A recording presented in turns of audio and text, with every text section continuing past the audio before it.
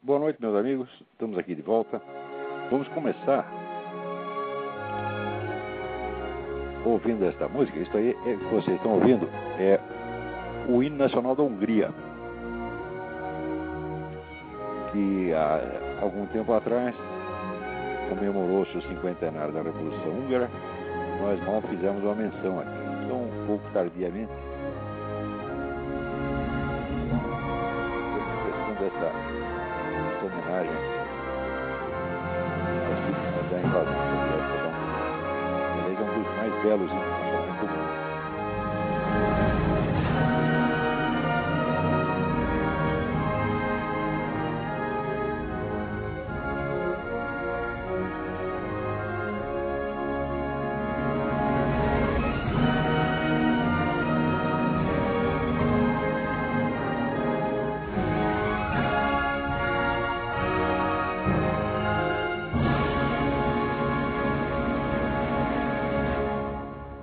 Então, feita esta breve e tardia homenagem, vamos aqui ler um recado da minha amiga Graça Salgueiro.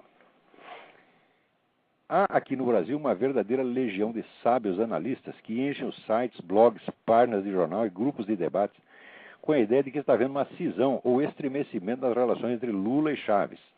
Aliás, esses mesmos sábios nem escrevem o nome do infeliz direito, putz. E o pior, citam a 3x4 Foro de São Paulo para justificar suas análises, com hipóteses absolutamente contraditórias. Juro que não tenho mais paciência de ler e menos ainda de rebater tais comentários.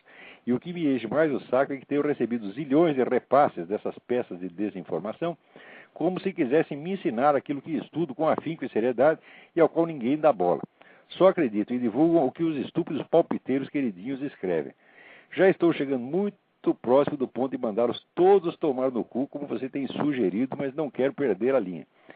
Não somos nós que os mandamos tomar no cu, é o movimento gay. A gente está apenas repassando, né, o recado, tá certo? Agora, o fato é o seguinte, é que só existe no Brasil uma única fonte de informação correta e atualizada para saber o que está se passando na América Latina. É o blog da Graça Salgueiro, que se chama notalatina.blogspot.com. O resto é tudo merda, do começo até o fim. E daqui a pouco vocês vão ver. Eu vou dar uma prova disso aí que eu estou dizendo. Então, a Graça, vamos dizer, ela passou anos estudando esse negócio do movimento comunista na América Latina. Tá certo? Ela se corresponde com as pessoas, ela vai direto nas fontes, ela faz as perguntas, tá entendendo? E coloca as coisas lá no tempo devido. Né? Aí passa meses, aquele negócio reaparece sem citação de fonte, em sites e artigos, né, de sujeitos que então ficam brilhando com a luz alheia. Isso é uma puta de sacanagem. Aliás, eu acho que o problema do Brasil não é esquerdismo, o problema do Brasil é sacanagem mesmo, o problema do Brasil é vigarice. Eu cheguei à conclusão que o povo brasileiro tem a vigarice no sangue, a vigarice e a covardia, tá entendendo? Então, eu só não sinto vergonha de ser brasileiro porque eu não tenho culpa de ser brasileiro. Eu sou um pobre espermatozoide jogado através do oceano, fui parar aí por engano. Tá? Os meus antepassados, eles disseram que para eles, eram portugueses, coitado, disseram para eles, vamos para a América. Eles foram para a América, achavam que aí é a América. Tá? Então, não tenho culpa nenhuma desse negócio, não tenho nenhuma responsabilidade sobre isso. Então, por isso, eu não posso sentir vergonha. Mas eu acho que é uma pena ser brasileiro. É uma pena, é um sofrimento atroz, é uma sociedade onde tudo dá errado, é uma sociedade que só cultiva o que vai para baixo, tá entendendo? É um negócio, é a sociedade toda baseada na inveja, no ressentimento, nada de positivo, nada de positivo, né? E quem tenta fazer alguma coisa positiva é sempre mal visto, o pessoal fala mal, fazem fofoca, puxam o tapete. Você vê todos os grandes brasileiros que fizeram coisas grandes, todos foram boicotados a vida inteira. Né? Você pega aí um Villa-Lobos, um Gilberto Freire, um Mário Ferreira dos Santos. Olha, é uma história tão triste, mas tão triste. Quer dizer, é um país onde você não pode ter talento, inteligência, cultura, coragem, porque ajuda aquele bando de filha da puta em volta só para boicotar. É o tempo todo assim. Quer dizer, é uma sociedade que funciona ao contrário. Ela cultiva o mal, a negatividade, o fracasso, entendeu? Então, não é de estranhar que as pessoas competentes tenham só dificuldade e os idiotas medíocres. Chamar os caras medíocre, aquele negócio que é médio. Mas como medíocre? Como é que você pode chamar o Emir Sader de medíocre? Como é que você pode chamar um Gilberto Felisberto de Vasconcelos de medíocre? Ah, meu Deus do céu. Isso aí já passou da mediocridade, isso aí é inferioridade, né? Mas, vejamos aqui,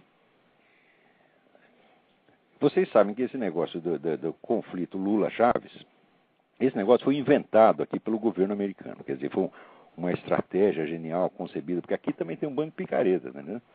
E sobretudo cercando o governo e dando pareceres técnicos, como esse senhor Kenneth Maxwell, né? O pessoal do CFR, está cheio de gênios iluminados. Ganha uma nota preta, então, para dar palpite errado. Né? O máximo palpiteiro errado, o máximo que eu conheço, foi o tal do Hans Morgenthau. Quer dizer, esse não acertou nunca uma. E ele criou uma escola de pensamento em relações internacionais que manda aqui até hoje.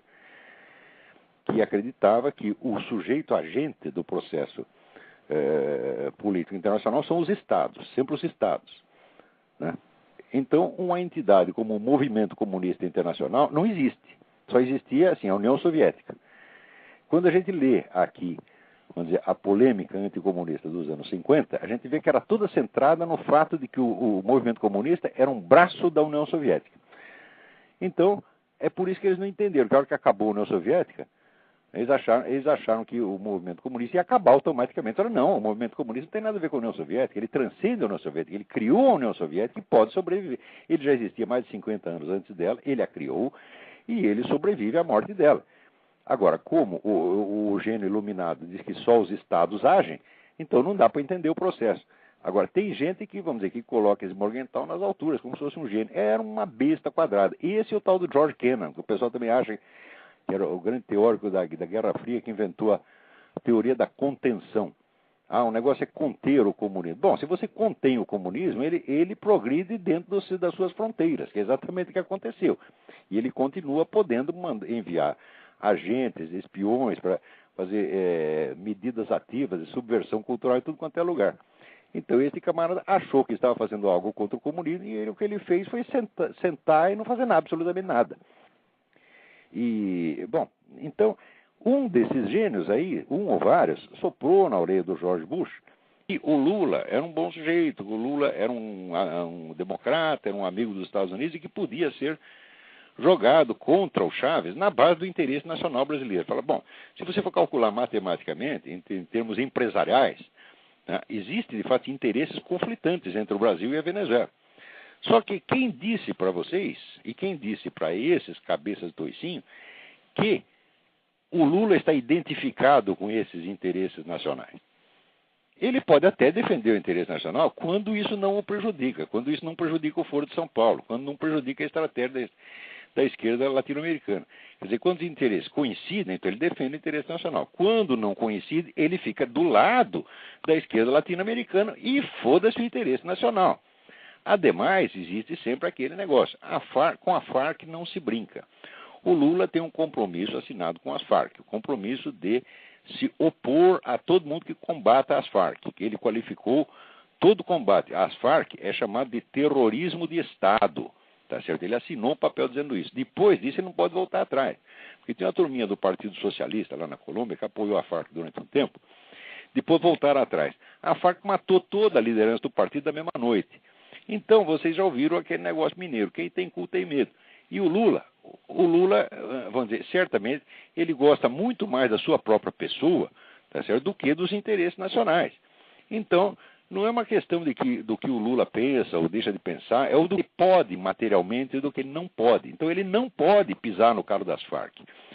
Você vê que ele está entregando o país ao banditismo, ao narcotráfico, para não pisar no calo das Farc. Tanto medo das Farc que o homem tem. Então como é que um analista internacional, um planejador estratégico, não leva isso em conta? Não leva porque é uma besta quadrada, ou então porque foi comprado pelo Hugo Chávez.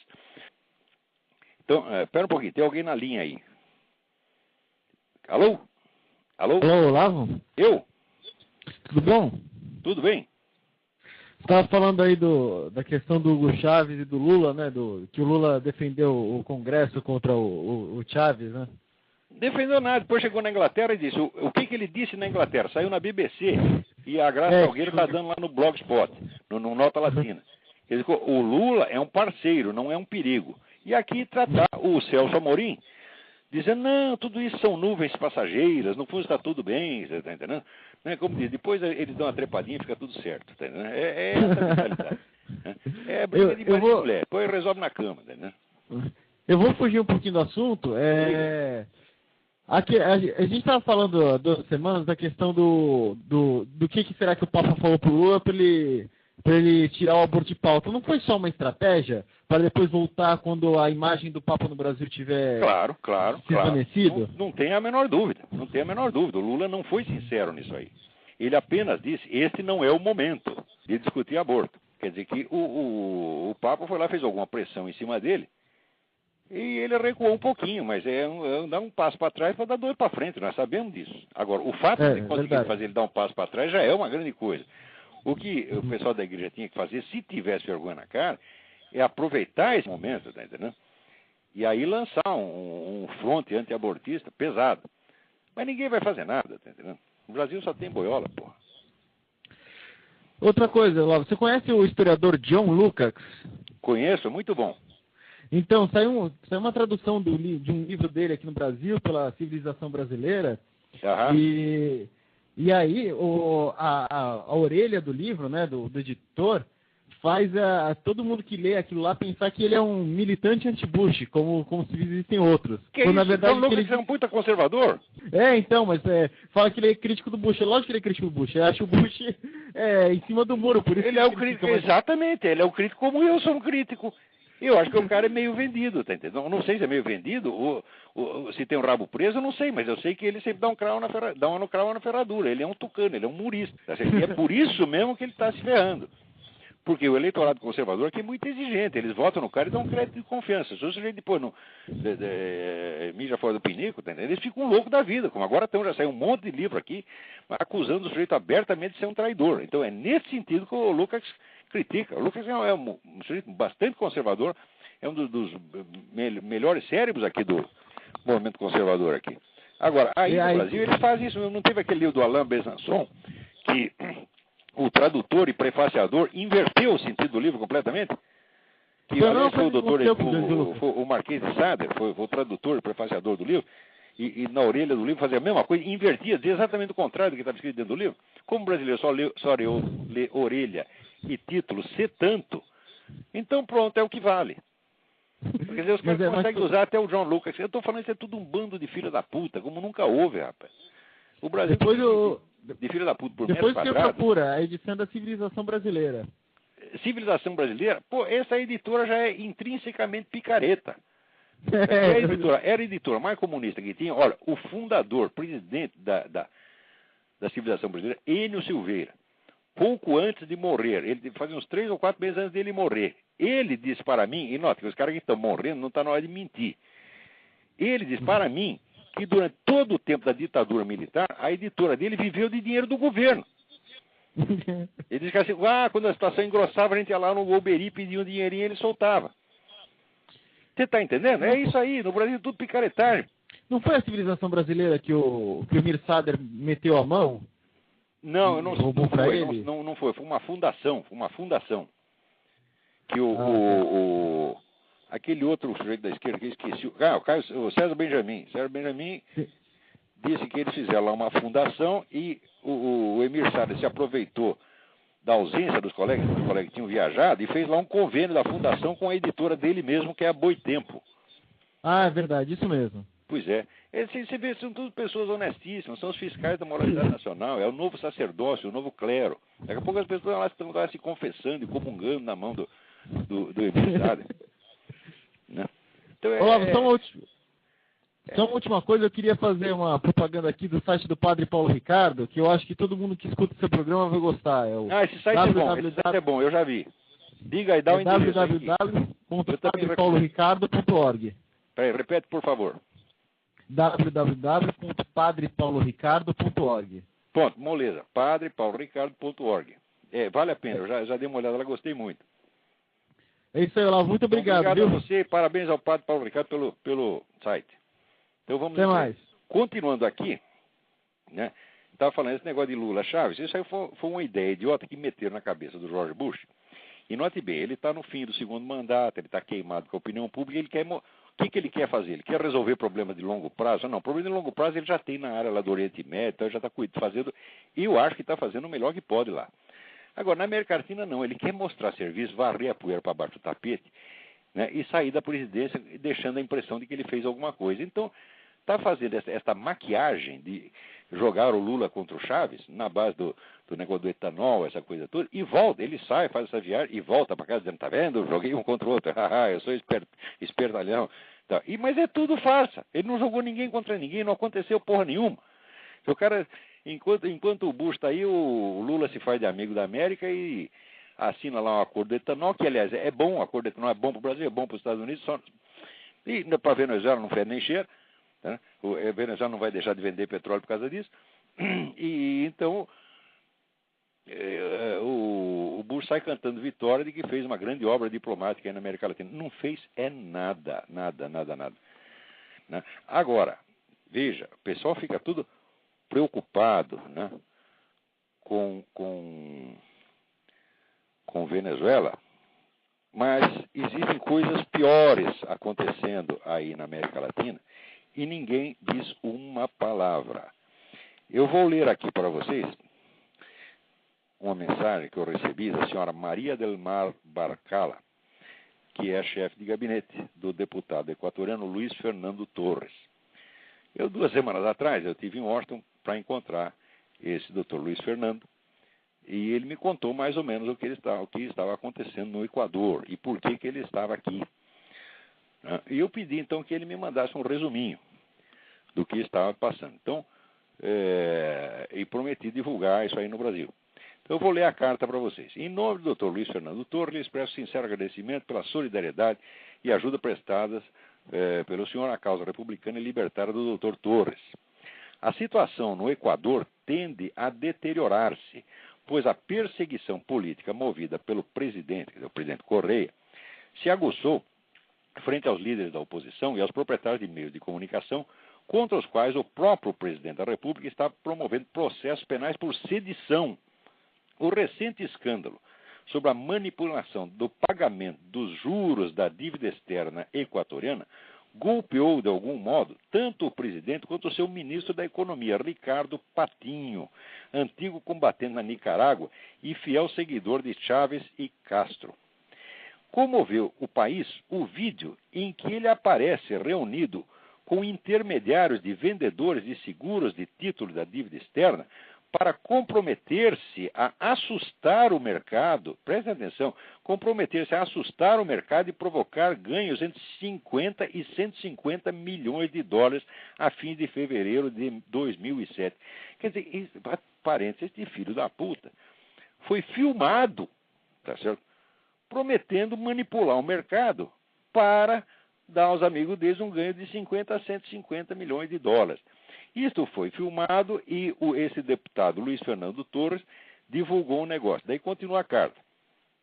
O doutor Luiz Fernando Torres formalizou a queixa política contra o ministro no dia 7 de março, às 10 horas, com o apoio de 56 outros deputados.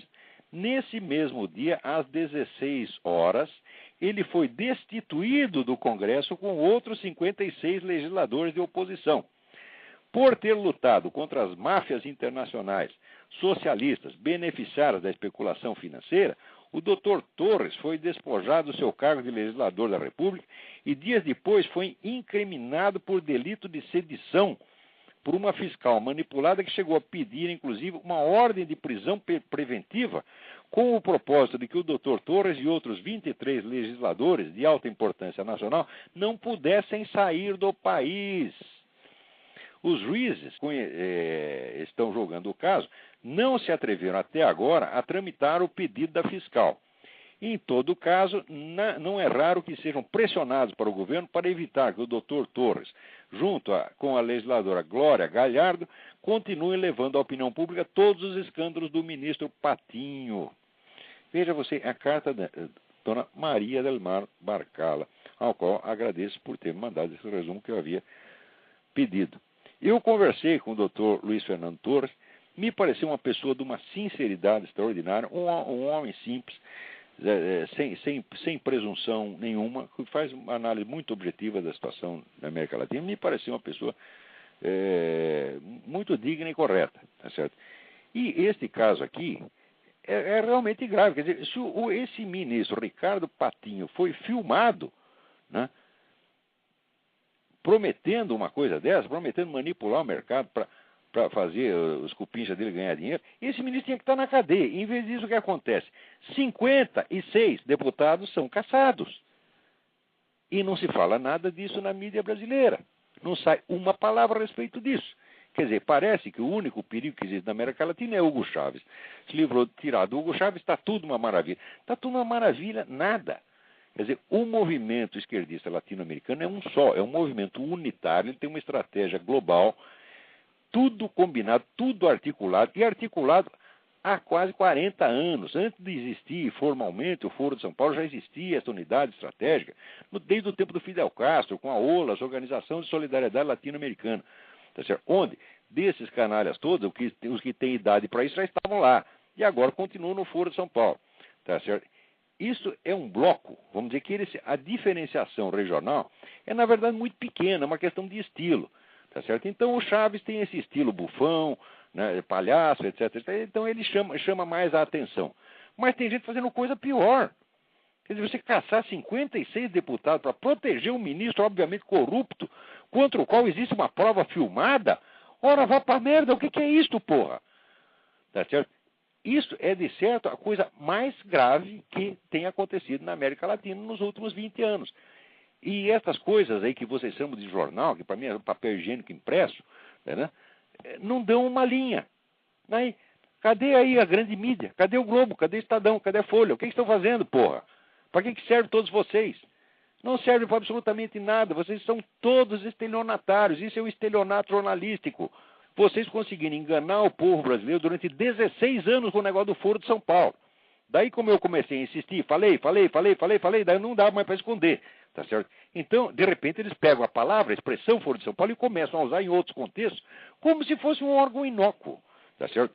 E tentando disfarçar, na verdade, a importância que tem esse órgão.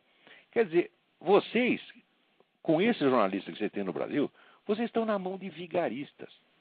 É uma coisa horrorosa o que está acontecendo. Note bem, mais de 10 anos atrás, eu propus a vários empresários brasileiros a formação de comissões de empresários que, munidos da prova que eu lhes forneceria, na prova abundante, vamos dizer, do viés esquerdista do noticiário, quer dizer, as notícias que não convinham à esquerda eram sistematicamente escondidas, e isso eu já tinha prova acumulada disso 10 anos atrás.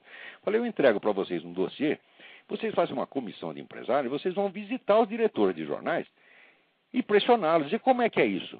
Nós anunciamos no seu jornal, nós gastamos nosso dinheiro, nós confiamos no seu órgão de imprensa para você fazer isso, para você servir esses vagabundos, tá certo? E, inclusive, se isso não funcionasse, tá certo? Utilizar contra estes jornais o Código de Proteção ao Consumidor, porque se um jornal anuncia cobertura isenta e depois faz isso, é claro que ele está cometendo delito e propaganda enganosa. 10 anos atrás eu já pensava nisso, porque 10 anos atrás eu já tinha feito estudos comparativos, tá certo, suficientes para ter a prova cabal de que a mídia brasileira, em peso, manipulava o noticiário para servir à esquerda e para favorecer a ascensão do Lula. Agora estão gemendo aí sobre o tacão do Lula. Ah, o Lula quer censurar o nosso jornal. Ah, o Lula não dá dinheiro para nós. O Lula não sei o quê. Fica todo mundo chorando porque eles fizeram o Lula. Tá certo? Inclusive aparece esse profeta retroativo, tipo Arnaldo Jabor. Tá certo? Eu li a coluna do Arnaldo Jabor e disse, não, eu anunciei as coisas com antecedência e ninguém acreditou em mim. Mas não sou com antecedência merda nenhuma. Tá certo? Me mostra o artigo onde você disse que o Lula ia ser um desastre para o Brasil. Eu nunca disse. Tá certo? Todo mundo passou a mão na cabeça do Lula, achou bonito o presidente operário. Quer dizer, essa ideia de presidente operário já é uma fraude. Porque o nego que foi operário 30 anos atrás, tá certo? Você não pode ser chamado de operário. Nada do que nós fomos 30 anos atrás, tá certo? E deixamos de ser, pode nos qualificar hoje em dia. Quer dizer que se o nego tivesse pertencido, sei lá, a um grupo escoteiro, tá certo? Aos 15 anos de idade. Então, quando ele chega presidente aos 60, o presidente é escoteiro? Ora, que merda! Que palhaçada! Só no Brasil? Assim como a Benedita. Ah, governadora favelada. Digo, mas ela foi favelada quando tinha 10 anos, meu Deus do céu. Hã? Foi favelada quando tinha 10 anos. Agora, depois que está rica, né? Tem a bela casa, etc., vira governadora. E a gente ainda tem que estar tratando ela como pobrezinha. Quer dizer, a própria construção do personagem é fraudulenta. Né? Agora, toda a imprensa ocultou a sujeira da esquerda para favorecer a ascensão do Lula. E agora ficam reclamando e se fazendo de democráticos. Tá certo? Então, claro que a gente não quer a opressão da imprensa também. A gente, às vezes, é obrigado a defender esse filho da puta por uma questão de princípio. Não que eles mereçam. O que merecem é uma cuspida no olho, tapa na cara e pé na bunda. Isso as 3 coisas que merecem. Mas, às vezes, a gente é obrigado a defendê-los. Por quê? Por uma questão de princípio de liberdade de imprensa. Tá certo? Então, o Arnaldo Jabor, é claro que eu como é que se diz? Estou revoltado com esse processo que estão fazendo com o Arnaldo Jabor. Agora, o Arnaldo Jabor, ele, durante anos e anos, ele colaborou com essa farsa. Tá certo? Até recentemente. Porque eu acho que todo mundo tem o direito de errar, mas quando o sujeito erra, ele tem que apontar o seu próprio erro. Tem que fazer que nem eu estou fazendo. Quer dizer, olha, eu fui da esquerda, eu ajudei esses caras durante 3 anos. É suficiente para eu me arrepender durante 30 ou 40. Porque o que o esquerdista faz de merda num ano, tá certo? A fabricação nacional de papel higiênico pelos próximos 20 não dá para limpar. Tá entendendo? Então, todo cara que colaborou com esses caras por um dia, ele tem que passar o resto da vida tentando limpar o que fez. E é exatamente o que eu estou fazendo. Quando eu falo mal desse pessoal, não estou falando mal dos outros, não. Estou falando mal de mim mesmo. Agora, acontece que depois eu cresci. Eu li livros e eu aprendi. Agora, o pessoal que estava lá da minha idade, que era da minha geração, que eram inclusive meus amigos, José Dirceu, Rui Falcão, etc., não aprenderam nada. Tá certo? Eles leram Lênin naquela época e depois foi baixando o nível do Lênin e baixaram para o Emir Sade. O Emir Sade, né, baixou para o homem do MST. E assim vai. Eles terminam lendo do Pedro Casaldáliga e chorando, ficando comovido. Tá entendendo? Então, em vez de crescer, diminui. O sujeito cresce no tamanho, o cérebro diminui. Então, vamos dizer, todos esses iluminados que ficam aí dando palpite na imprensa brasileira, isso é um bando de idiota. Na melhor das hipóteses, os bons são idiotas. Tá certo? Porque os piores não são nem idiotas, os piores são mentirosos. Tem gente no Brasil que eu mesmo já disse, são agentes de influência. Agente de influência não é um sujeito que é esquerdista. Agente de influência é um sujeito que está ligado a um esquema, vamos dizer, de organismo de inteligência, tá certo? E que atua dentro do país, ou por dinheiro, ou por convicção, ou por burrice, tá certo? Promovendo a desinformação, quer dizer, promovendo a circulação de informações erradas, calculadas para produzir um determinado efeito, calculadas sobretudo para influenciar políticas de governo. Tá certo? E tem um monte desses caras, né, na mídia brasileira.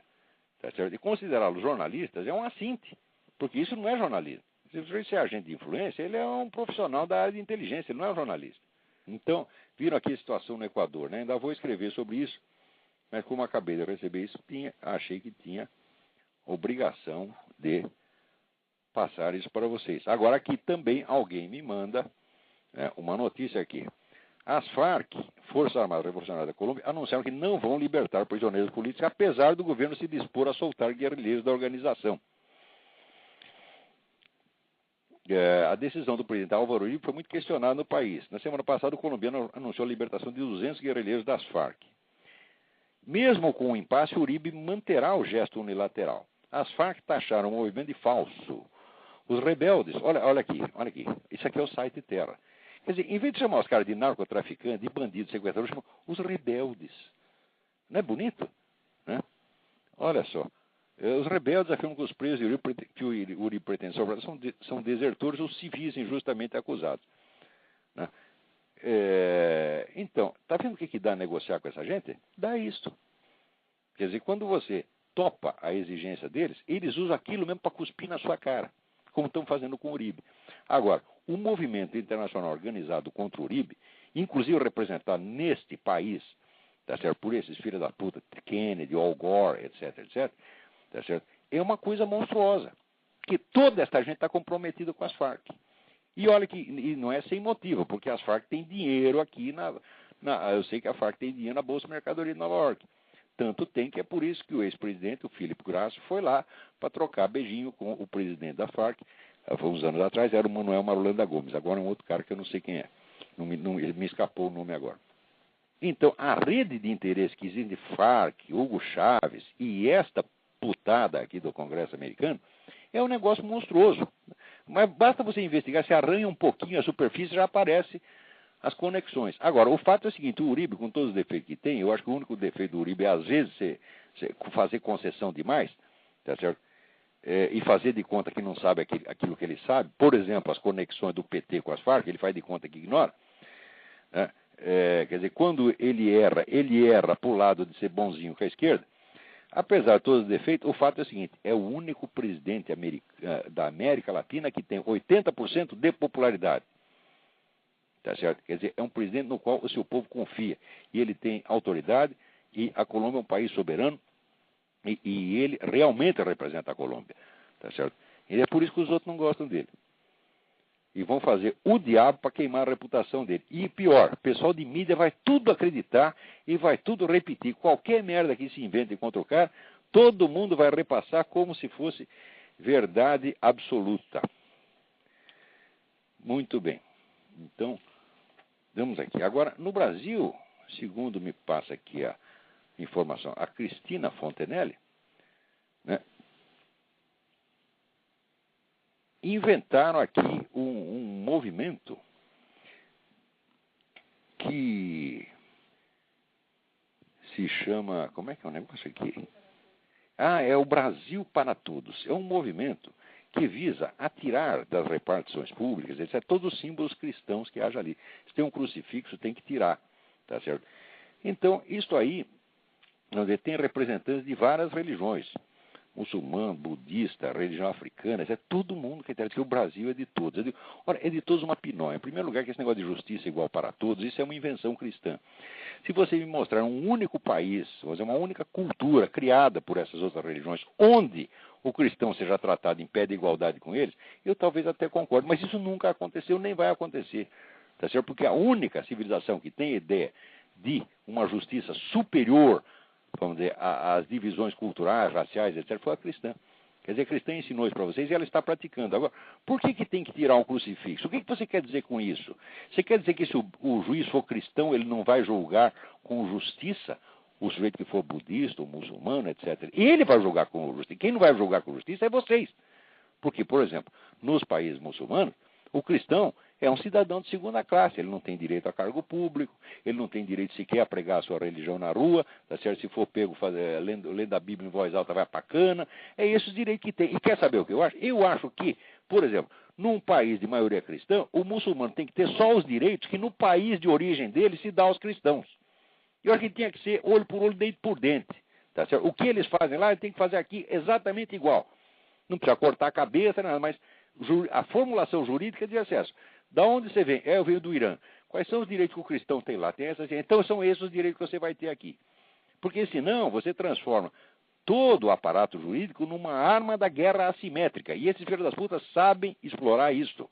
E este movimento, o Brasil para Todos, não é nada mais do que uma arma de guerra assimétrica. Agora, vejam quem apoia este movimento. As Católicas pelo Direito de Decidir, que é uma organização fraudulenta, uma organização vigarista, uma organização que faz estelionato, quer dizer, usando o nome de católico, tá certo, para enganar a população, que elas não são católicas, porra, não são satanistas, fazem rito satanista, e isso é comprovado, saiu na revista delas mesmas, tá certo? Então, esta porcaria, esta merda dessa Católica pelo Direito de Decidir, que essas mulheres já tinham que ser mandadas para fora daí há muito tempo, né? Elas estão aí no movimento Brasil para Todos. Junto com o Grupo Gay da Bahia, bom, que está em toda parte, o Grupo Gay da Bahia, tá certo? Está na Rússia, está na Etiópia, todo lugar só dá o Grupo Gay da Bahia. Tudo o Grupo Gay da Bahia se mete. Ele tem que dar palpite sobre todos os assuntos. Quer dizer, o fato do sujeito ser gay o torna uma espécie de especialista, tá certo, na universalidade. Ele sempre, qualquer movimento de qualquer coisa, está lá o Grupo Gay da Bahia. E está lá o bispo a puta que eu pariu, bispo Pedro Casaldáliga. Tu não é bispo merda nenhuma, tu é um farsante, Casaldáliga. Tu está contra a igreja. Quer dizer, você quer tirar os símbolos do teu Senhor e Salvador da parede? Vai tomar no olho do cu, seu filho de uma puta. E te digo isso da tua cara, que tu não vale o que come. Não vale o que come, não, tu não vale o que peida. Tá certo? Outra coisa. Você está sendo muito violento verbalmente. Não. Note bem. Quando esses caras dizem que nós somos homofóbicos, homofobia quer dizer o impulso assassino de matar gays. Quando eles te acusam de homofobia, eles estão acusando de ter ideias que fomentam o homicídio de gays. Ou seja, eles estão te acusando de homicida. É uma coisa gravíssima. Se em troca eu mando o nego tomar no cu, que aliás é exatamente o que ele quer, quem está com a violência verbal sou eu? Eu, coisíssima nenhuma. Vocês é que têm uma virulência verbal demoníaca. Tá certo? E sempre assim, vocês só atacam, ferem fundo e depois se fazem de coitadinhas. Tá certo? Mas é uma coisa de um cinismo, de uma maldade, que tem a marca da falsidade demoníaca, tem na sua cara, Pedro Casaldáliga. Então, vamos lá. Então, o que os caras querem é tirar crucifixo. Né? Agora, quando aparece a Madonna se masturbando com crucifixo, ninguém quer tirar o crucifixo do espetáculo. Vai ver se o Pedro Casaldáliga reclamou. Não, ele achou muito bom. Quer dizer, e esse cara se diz que é cristão, que é católico. Porra, eu não sei o que está acontecendo na igreja, eu não sei por que não. Vamos dizer, já não excomungaram esse cara há muito tempo. Por quê? Existe decreto papal, dizendo que se o nego colaborou com o regime ou país comunista, ele tem que ser excomungado. Ele está excomungado automaticamente. Aliás, já está excomungado. Isso independe, vamos dizer, de uma sentença. Então esse Pedro Casaldáliga já está, não é que ele não é bispo, ele não está nem na igreja. Ele não é nem um fiel católico, ele não é nada. Tá certo? Isso é um peido falante, porra. Agora, ainda dentro deste tema, está aí circulando uma peça infantil, né, com temática gay para ser encenada nas escolas, né? E quem é que escreveu a peça? O Rubem Alves, que aparece aí como teólogo, né? Vocês não acreditam, na igreja metodista aqui, eu vi, no inário da igreja metodista, tem hinos compostos, né, com letra do Rubem Alves, porra. Você está entendendo? Quer dizer, o nego passa por um teólogo cristão e está lá ensinando a molecada a dar o cu, chupar pica, essas coisas todas, porra. Porque o gay é isso, o que o gay faz? Se disser que o que define o gay é a afetividade, não, afetividade não. Se fosse assim, todo mundo seria gay. Todo mundo que tem um amigo, que tem amor pelo amigo, como Cristo dizia, né, que o máximo do amor pelos amigos é você dar a vida por eles, seria gay. Quer dizer, o ato Cristo, né, oferecer a vida pelos seus amigos seria um ato gay, tá certo? Então, o que define não é a afetividade, o que define é a relação sexual. E essa relação sexual consiste de 3 coisas: de sexo anal, de sexo oral e de masturbação. E ponto. Essa é a diferença, porque penetração vaginal não dá para fazer. Se for vaginal, daí já é hétero, tá certo? Então, o que é o gay? O gay é essas coisas que eu estou falando. E o pior é que eles não podem nem mandar esse cara tomar no cu, porque eles vão, porra! Eles vão e ainda ficar tripudiando em cima da gente. Olha aqui, tô dando. É isso mesmo. Né? Que dê, mas que não me enche o saco, porra. Ah, tem gente na linha. Vamos lá. Alô? Alô? Olavo? Eu? Tudo bem? Eu tô falando aqui de Minas Gerais. Tudo bem? Tudo jóia. Aconteceu um fato aqui de um médico da Previdência ser assassinado, porque, segundo corria a notícia aqui, ele negava muito, assim, benefício para os trabalhadores, né? E um trabalhador acabou assassinando ele, sabe? Uhum. Aí eu lembrei que você falou que se alguém visse o Mao Tse Tung, era obrigatório assassinar ele, né? Sim, parece que você diz isso, né? Se eu encontrasse um cara dessa rua, Fidel Castro, né? Qualquer desses ditadores, você sabendo o que eles fizeram, ora, quem matar um cara desse faz um benefício para a humanidade. Bom, aí entrevistaram o rapaz, e ele disse que ele ia dar fim na vida dele, né? Então, como o médico fez muita maldade, ele ia fazer um justiçamento, né? Não, mas aí também não tem sentido. O nego não pode fazer justiça com as próprias mãos. Agora, numa situação vamos dizer, de guerra, né? Aí de guerra, de revolução, aí é outra coisa, porra. Porque se durante uma convulsão social você tem a ocasião de você pegar o tirano na sua mão, aí você tem que dar um jeito nele, porra. Você vê quanto papel rolou por causa do julgamento do Saddam Hussein. Olha, se eu fosse o soldado que achou o Saddam Hussein na toca, eu disfarçava, que vive, metia um tiro no cara e saía fininho, tá entendendo?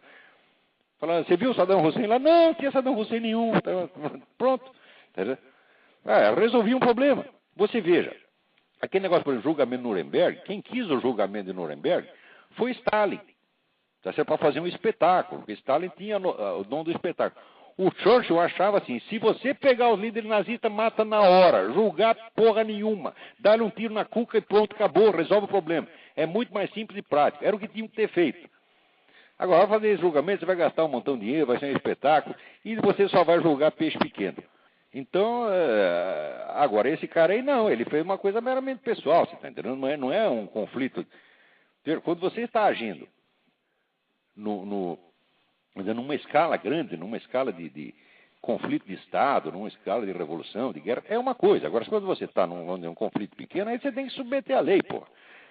Quando você está num conflito grande, é que as leis já foram para as cucuias. Numa situação revolucionária, não há mais lei. Tá certo? Então, tem que fazer vigorar o princípio geral que você defende.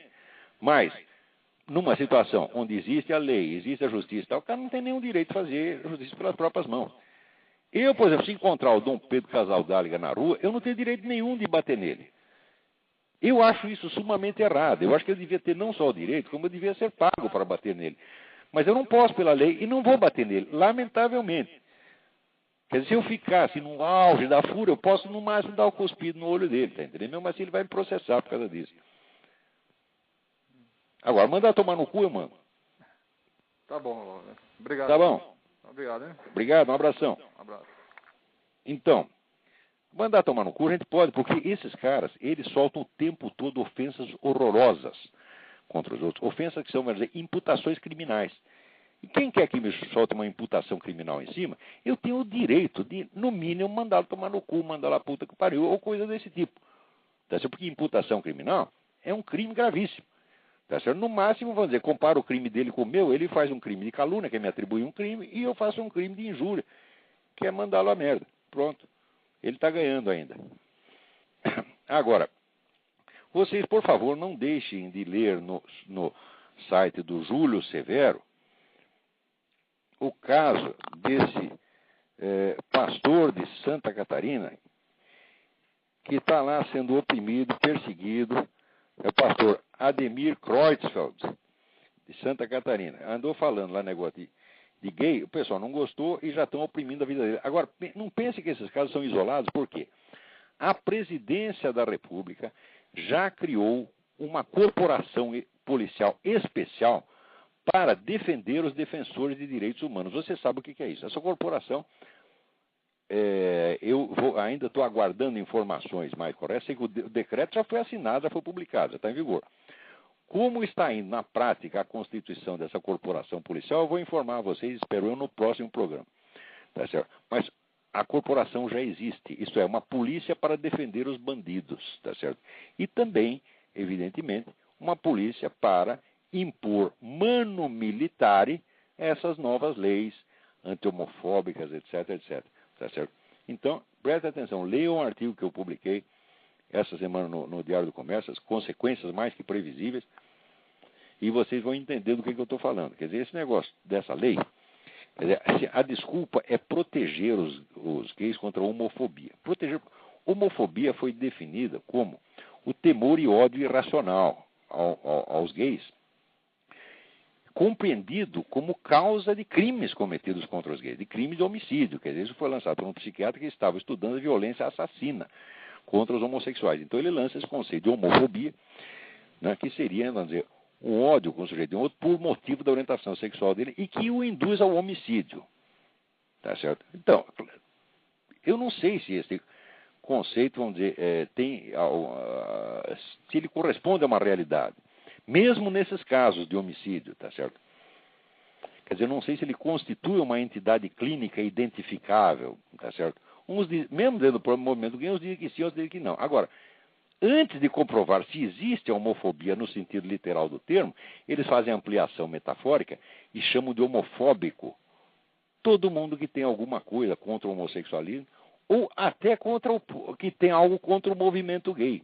Eu, por exemplo, eu nunca me lembro de ter falado alguma coisa contra o homossexualismo, o bissexualismo, o trissexualismo, o tetrasexualismo, ou qualquer outro sexualismo que exista, ou qualquer outra prática sexual existente, inexistente ou por inventar. Porque simplesmente eu não me meto na vida dos outros, porra. Eu vou ficar falando o que é para fazer ou não fazer na cama. Ora, porra. Né? Isso não é da minha conta e eu respeito a vida particular das pessoas, né?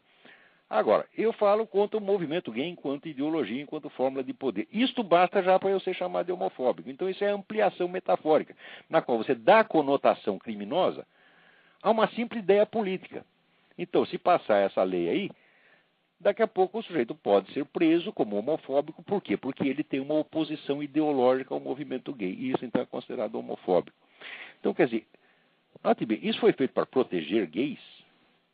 Então vamos colocar a coisa em pratos limpos. Me mostre um único caso de um negro que assassinou um gay por motivos de fé religiosa. Quer dizer, de devoção religiosa. O sujeito amava tanto a Jesus Cristo que achou que necessário matar gays. Me mostre um único caso disso aí. Não tem. Não tem. Então, qual a relação de causa e efeito, quer dizer, entre a fé religiosa ou a oposição religiosa contra o homossexualismo e os crimes cometidos contra gays? Não há relação alguma. Então isso é uma fraude verbal. Feita para quê? Feita para pegar um determinado grupo político e conferir a ele um poder de polícia extraordinário, porque o número de atos que podem ser punidos por essa lei, é fantástico. Eu dou a lista de 10 tipos, tá certo, no meu artigo. Isso quer dizer, esse pessoal vai sair prendendo gente adoidado. Não pense que eles não vão fazer isso, eles vão fazer, porque já faz parte desse movimento gay uma ambição de poder ilimitada. Tá certo? E a convicção gnóstica de que eles são superiores. O mito, vamos dizer, da superioridade homossexual existe há séculos. E no nosso século, no século XX, houve pelo menos 3 grupos gnósticos desse tipo, que eu cito no artigo, que é o grupo do Stefan Georg, na Alemanha, os apóstolos de Cambridge, que inclusive tinha lá um monte de espião comunista, Kim Philby e outros, né? E o grupo que circulava em torno do André Gide. Tá certo? Esses 3 eram grupos convencidos, vamos dizer, da superioridade espiritual da homossexualidade. Tá certo? Que eles cultivavam isso como se fosse um segredo esotérico, mas eles tinham a certeza de que aquilo que para eles era exotérico se tornaria esotérico, se tornaria popular e crença geral nas gerações seguintes, e isso está de fato acontecendo, porque nós estamos entrando aí numa religião gnóstica da superioridade gay. Tá certo? E esses caras se acreditam, vamos dizer, habilitados a mandar nós e dizer como que nós devemos educar nossas criancinhas, tá entendendo?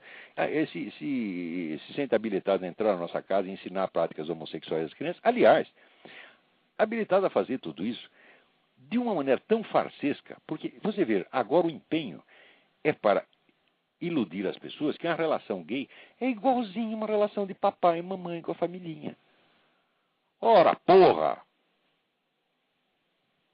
Que passa ali na rua Vieira de Carvalho, em São Paulo, tá certo? E você vai ver aquele bando de homens fazendo a volta no quarteirão para entrar num cinema gay, que o cinema deve ter 20 metros por 20 metros, e olha lá, tá certo? É aquele bando de homens. Vocês acham que eles ficam vendo filme lá dentro, pô? Né? Pergunta para um gay, assim, o que ele chama de navio negreiro. Navio negreiro é aqueles homens que tudo dentro de uma sauna, 40, 50, para transar com pessoas que nunca viram. E isto não é uma coisa anormal dentro da comunidade gay. Todo mundo sabe disto. Tá certo? Quer dizer, o que os caras vão fazer na sauna gay? Eles vão procurar uma noivinha para casar? Ora, que porra! Veja, na conduta heterossexual existe uma diferença muito nítida, existe uma fronteira nítida entre o que é a relação matrimonial e o que é a gandaia. Agora, os propagandistas do movimento gay querem nos fazer crer que toda esta gandaia deles é tudo uma relação matrimonial. Não existe a gandaia, não existe a suruba gay, não existe navio negreiro. Não, é tudo uma coisa respeitável. Eu digo, olha, por que tudo que vocês fazem é respeitável? Entre os heterossexuais, tem uma parte que é respeitável e a outra que nós sabemos que é ser vergonhice. Agora, vocês não. Quer dizer, vocês quando vão na sauna, com 50 homens pelados lá fazendo o diabo lá dentro, Nós temos que acreditar, e as nossas crianças vão ser educadas para acreditar, que isto é uma relação matrimonial, sacrossanta, respeitável. Ora, porra, se existe a distinção entre o que é moral e o que é imoral para os heterossexuais, na relação heterossexual, tem que haver também na relação gay. Não venham dizer que toda relação gay é moral e sacrossanta. Não. Quer dizer, um homem casado, se ele está lá transando com a sua esposa, ele está fazendo a coisa certa. Agora, se ele começa a comer a mulher do vizinho, começa a comer a outra mulher do quarteirão, todo mundo sabe que ele é um sem vergonha. Né? Agora, e o gay? Nada do que ele faça é sem vergonhice. É tudo sacrossanto. Eles querem nos fazer crer, né, que toda esta putaria é uma relação homossexual familiar respeitável que pode ser ensinada às criancinhas. Então, note bem, o pessoal está tão estupidificado que não percebe nem mesmo esta nuance da coisa. Ora, vocês acham que toda relação heterossexual, toda e qualquer, é respeitável? Né? Eu espero meu amigo sair de casa, vou lá pulo o muro com a mulher dele. Isso é respeitável? Não, não é respeitável. Agora, e as relações gays? São todas respeitáveis? Não, não são todas respeitáveis. Mas eles estão nos impondo todas como se fossem dignas, e nenhuma delas nós podemos falar mal. Isso é um crime, isso é uma sem-vergonhice, quem faz isso é um criminoso. Vocês não podem se acovardar perante isso. Note bem, a igreja, cadê esses bispos, cardeais, que estão fazendo coçando o saco, porra? Para que servem vocês? Só para falar palavras doces, naquele tom untuoso do Dom Paulo Evaristo? Ora, porra, isto não é a linguagem de um cristão. Um cristão tem que falar a verdade, porra. Cadê vocês? Note bem, se não não organizar uma reação firme contra essa coisa, não essa coisa de ficar choramingando, mas os meus direitos, também quero os meus direitos. Os gays têm o direito dele, eu também quero o meu. Não, primeiro o meu, depois o seu. Porque o meu direito é o direito da liberdade de consciência. Tá certo? E o seu é a liberdade de trepar com quem você quer, porra. Tá entendendo? O seu é um prazer. A liberdade de consciência é uma necessidade essencial. Tá certo? E o prazer não. Se você for desprovido de satisfação sexual, você sente uma baita incomodidade, é claro. Agora, se você for desprovido da liberdade de consciência, você perde a razão de viver, porra. Tá entendendo? Então não pode nivelar as duas coisas. Não, então, primeiro o nosso direito, primeiro o direito à liberdade de consciência, isso que inclui a liberdade religiosa. Depois veremos, tá certo? O direito ou dos gays ou dos... Qualquer direito sexual, você tá entendendo? É secundário em relação a isso. Ora, porra. Será que está muito difícil de entender isso? Bom, vamos ver o que mais. Por exemplo, vendo o bispo Crivella no programa do Jô, né? O Jô ficava espremendo o bispo, e o bispo todo tímido. E o cristão não tem direito de ficar tímido. Na hora que o Jô disse para ele, mas não pode criticar o homossexualismo. Como criticar o homossexualismo? Quer dizer, o Jô Soares achava que toda crítica ao homossexualismo é errada. Quer dizer, ora porra, vamos supor que eu tenha colegas gays, como de fato tenho, tá certo? E são pessoas perfeitamente respeitáveis, tá certo? Agora, eu acho que se eles vão para uma sauna gay para trepar com 40 homens no mesmo dia, isso é respeitável? Não. Assim como, se um homem for para uma casa de massagem para trepar com 40 mulheres, ou se for trepar com a mulher do vizinho, também não é decente. Por que a distinção do decente e do indecente existe para nós, heterossexuais, e não existe para os homossexuais? O que é isto, porra? Que diferença de tratamento é esta? Por que os héteros têm que ser julgados e os homos nunca podem ser julgados? Que merda! Né? Então, isso simplesmente não é justo. Quer dizer, note bem que eu não estou questionando a coisa homossexual. Até admito que possa haver uma relação homossexual decente, como eu já vi, que existe. Né? O casal de aluninha lá que estavam sempre juntos, era um casalzinho mesmo. Tá, né? Depois acabou. Né? Eles ficaram todos chorosos, acabou a história. Mas eram pessoas muito boas. Tal. O que eu vou me meter na vida delas? Dizer o que elas podem ou não podem fazer na cama? Eu não tenho nada que ver com isso. Tá entendendo? Então a gente tem que respeitar a pessoa. Muito bem. Mas será que isso é a mesma coisa? Né? É igualmente decente se ela começasse a se meter com todas as mulheres dos outros alunos, tá entendendo? Né? Fazendo proposta lésbica para todos, esculhambando com a minha aula. Tá? Porra, aí eu ia ter que dar um jeito, tá entendendo? Agora, se vier essa lei, eu não posso fazer isso. Você está entendendo? Então quer dizer que os heterossexuais serão obrigados a seguir a moral e a decência. Agora, os homossexuais não. Tudo que eles fizerem será declarado automaticamente moral, decente e inatacável. E se você atacar, você vai para a cana. Então, é claro que esta lei foi concebida por mentes doentes, pessoas malignas, muito mal intencionadas. As piores pessoas que já passaram pelo Congresso Nacional.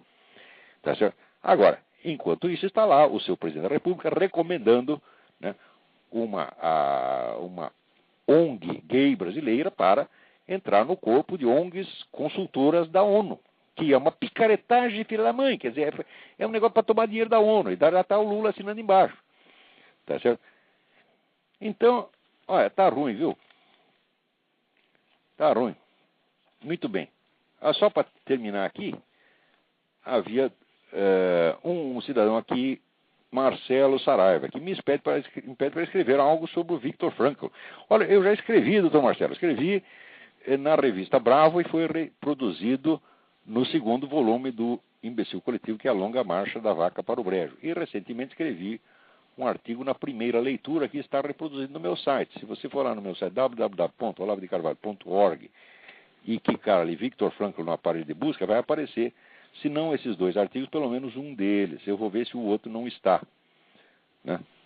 Então eu dei uma procuradinha, mas ainda pretendo escrever novamente sobre o Frankl. Então, de qualquer modo, muito obrigado pelo lembrete. Aqui, o Carlos Pereira. Caro Olavo, mais uma vez parabéns pelo programa. Escrevo apenas para citar duas coisinhas que nos dão uma ideia do tempo em que vivemos. A revista super interessante que acaba de chegar traz na capa o seguinte: Darwin, o homem que matou Deus. Bom, eu acho que Deus matou Darwin, já faz tempo. A revista do jornal O Globo, edição de hoje, traz uma matéria sobre crianças que são pregadores evangélicos, pequenos pastores. A repórter Carla Monteiro, autora da matéria, comentando o trabalho que teve, se diz indignada, pois acha que essas crianças, que ela reconhece possuir uma inteligência acima da média, podiam estar se destacando em outras coisas. Ora, quer dizer que ela acha que ser pastor evangélico é inferior a ser repórter do Globo? A senhora também, o que está fazendo aí de repórter? Vai ser gerente de sauna gay, vai fazer um serviço decente, pô. Como se ser repórter do Globo fosse alguma coisa. Ora, porra. Pastor evangélico, você vê, ora, algumas das maiores inteligências do universo foram pastores protestantes. Agora ela acha que não pode. Ai. Tá aqui. Aqui, o Pedro Abel. Sem querer ser chato, acho que tem um erro no teu último artigo. A historiadora Inga Cleninde não é sueca, é australiana. Você tem toda a razão, Pedro Abel. Eu mesmo tinha escrito que ela era australiana, não sei o que me deu na cabeça. É velhice. Né? É velhice, é a minha cota de Alzheimer. Agora, aqui tinha uma pergunta aqui. Aqui, o Bruno Junqueira Gasparim, ele pede que eu explique mais aprofundadamente a controvertida tese sobre a física de Newton que está no artigo Nas Origens da Burrice Ocidental. Bom, Bruno, tem o seguinte, não haverá tempo de fazer isso nesse programa e nem em qualquer outro programa da série, porque a gente sempre tem 20, 30 assuntos. E esse tema que você falou, precisa pelo menos uma hora para explicar. Mas acontece que logo depois de publicar esse artigo, quando publico uma coisa no artigo, eu não digo no artigo tudo que eu sei, porque eu dou ali 1/100º que eu estou sabendo do negócio. O resto eu posso dar na aula. E, de fato, logo em seguida, dei uma aula explicando tudo, tintim por tintim, inclusive respondendo a um físico muito metido à besta, tá certo? Que chega aqui, não, você está falando isso, porque você jamais leu o livro do Newton, eu te acabo de ler, pô. Só que é o seguinte, eu entendo os conceitos. E às vezes o sujeito pode saber operar a parte técnica, o cálculo, mas não entende o conceito. Não entende porque não tem treinamento filosófico suficiente para entender. Então, já ali expliquei o que era e por que esse artigo tinha fundamento, embora não... Veja, o problema do jornalismo brasileiro é que os artigos ficam cada vez mais curtos, eles nos dão cada vez menos espaço. Então, com pouco espaço, você não pode provar nada, só pode afirmar. A prova você tem que apresentar em outro lugar. Então, apresentei na aula. Esta aula eu espero que logo esteja transcrita, tá certo? E vai ser posta no meu site. Ou no mínimo vai ser para entrar no meu livro A Mente Revolucionária. Mas se houver um tempinho, a gente volta a esse assunto aqui. Mas pode acreditar, Bruno, o que eu tinha a dizer sobre aquilo não se esgota no que foi dito no artigo. Aqui outra. Davi pergunta. Mário Ferreira dos Santos, no seu livro Convite à Filosofia, diz que os filósofos menores são os mais afastados do que estabelecemos em filosofia concreta, que é a nossa contribuição à filosofia. Pergunto, pois, a filosofia concreta é a contribuição original de Mário Ferreira à filosofia universal? Muito bem. O Mário Ferreira, depois de ele ter completado a ideia da filosofia concreta, tá certo? Que era uma articulação, vamos dizer, da lógica formal, lógica dialética, com vistas a criar uma espécie de metalinguagem de toda a ciência, depois de ele ter feito isso, ele deu um segundo, que já era uma obra absolutamente genial, ele deu um segundo salto com a ideia da matésis. A matésis consiste em pegar certas ideias pitagóricas originárias que estão presentes ali em Platão, tá certo? E desenvolvê-las completamente. Quer dizer, aquela inspiração pitagórica que estava ali no Platão, mas que nunca chegou a ter uma expressão doutrinal. Tá certo? O Mário genialmente expôs esse fundamento pitagórico, como se ele fosse o próprio Pitágoras, fosse o próprio Platão, tá certo? E fez em parte no livro A Sabedoria das Leis Eternas, mas, sobretudo, ele tem uma série final de 10 livros, que começa com a Sabedoria dos Princípios, depois a Sabedoria da Unidade, a Sabedoria do Ser e do Nada, a Sabedoria das Leis Eternas. São 10 livros, dos quais os 3 primeiros foram publicados em vida dele, o 4º eu publiquei, que é a Sabedoria das Leis Eternas. Os próximos, que são Dialética Concreta, Teoria Geral das Tensões, a gente espera ir soltando aos pouquinhos. Então, este segundo voo, ou como diria, usando o termo platônico, a segunda navegação do Mário, esta é a grande obra dele, tá certo? Esta o torna, vamos dizer, o único filósofo, presta atenção no que eu vou dizer, o Mário é o único filósofo ao longo de todos os tempos que tem uma condição de dialogar com Platão e Aristóteles direto, sem intermediário. Então, ele teria algo a dizer para eles, né? Os outros não, nem Leibniz teve visto. Então, esta foi a grande realização do Mário. Então, tem alguém na linha aí, vamos ver se dá tempo ainda. Alô? Alô, Olavo. Eu só entrei aqui para ouvir o fim do programa pelo Skype, porque saiu do ar no streaming. Então, só tá bom. Para ouvir o fim do programa. Tá bom. Pode continuar então, aí, obrigado. Então, rapidinho, porque nós estamos já encerrando. Nosso prazo aqui já acabou. Mas tinha mais uma perguntinha que eu tinha que responder, que é um indivíduo que me perguntou uma coisa sobre o Georg Cantor. Ele pergunta, eu não estou achando a carta, mas eu lembro dela. Eu não lembro o nome do cara. Não lembro o nome do remetente, mas ele me pergunta no que aquela teoria do Georg Cantor dos transfinitos, né, influenciou culturalmente o século XX. Olha, influenciou da maneira mais destrutiva possível. Em primeiro lugar, porque contribuiu para apagar a ideia da infinitude metafísica. Metafisicamente falando, você não pode conceber 2 infinitos. O infinito é um só e não pode ser infinito quantitativo. Se ele é quantitativo, ele já tem uma limitação, portanto não é infinito. Então a ideia do infinito supraquantitativo, quer dizer, graças a este jogo verbal que o Cantor faz, de vários infinitos, etc., desaparece também das pessoas. Em segundo lugar, contribui para dar uma consistência, vamos dizer, absolutamente inviável, a todas essas lógicas paradoxais. As lógicas paradoxais, elas existem, mas existem apenas como instrumentos técnicos que podem ser concebidos sempre a partir da lógica de identidade. Porque se a lógica de identidade não vigora, você não sabe sequer como paradoxo é paradoxo. Tá certo? Então, você pode, vamos dizer, a lógica de identidade ela pode ser desenvolvida de maneira direta, tá certo? Ou pode de maneira indireta, através de seus reflexos inversos. Que todas essas lógicas paradoxais não são nada mais do que isso, porque, vamos dizer, inversões e retroversões etc., da lógica de identidade. Então, a ideia do Cantor contribui para fazer essa confusão. Mas, olha, o que precisa para refutar a ideia, esse conceito do Cantor, não é mais do que 2 páginas. Eu fiz isso já no livro Jardim das Aflições. Quando eu apresentei isso na Universidade Federal de Pernambuco, lá um grupo de matemáticos, os caras queriam me matar. Eles disseram assim, você nos tirou do paraíso cantoriano. Eu falei, já tirei tarde, né? Então, é isso aí. Muito obrigado a todos vocês e até a semana que vem.